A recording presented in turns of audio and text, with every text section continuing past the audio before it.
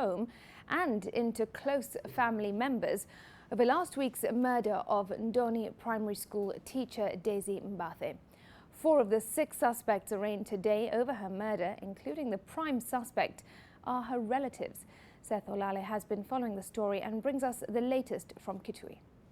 At 3:30 p.m., 6 suspects arrested over the weekend in connection with the horrific murder of Ngoni Primary School teacher Daisy Mbathe Mbaluka were ushered into the packed courtroom at the Kitui Law Courts.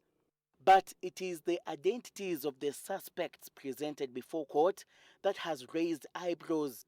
4 of the 6 suspects are members of the same family and are related to the deceased. They are Mutiso Mulwa, the second accused and one of the prime suspects in the murder case. Mutiso's wife, Nzagi Mulwa, who is the third accused in the murder case, is also a suspect and was arrested after her husband went into hiding. Mutiso's mother, Rachel Nzangi Mutiso, is the 5th accused person. She was arrested after she told police that his son had gone into hiding, only for police to arrest him about 15 kilometers from the crime scene where he had been hiding at his uncle's place. He had also switched off his mobile phone.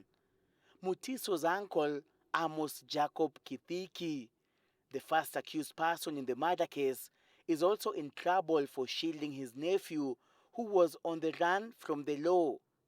The deceased's estranged husband, Lawrence Mbindi Ndolo, who lives in Nairobi, is also being treated as a suspect, as is Mutiso's neighbor, Martha Kisilu, who's the 6th accused person. Bernard Jeffwa, the investigative officer attached to Kitui DCI office, requested the courts to be allowed to detain the suspects for 21 days in order to complete investigations. The officer, through a sworn affidavit, stated that the suspects arraigned in court could tamper with ongoing investigations if released. The prosecution also wanted the accused persons to be held separately, as they are related and could share information on the murder and that the authorities seek.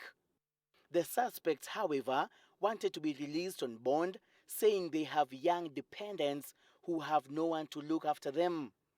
Kitui Chief Magistrate Stephen Mbugi ordered the accused persons be detained under lawful custody to assist police in investigations.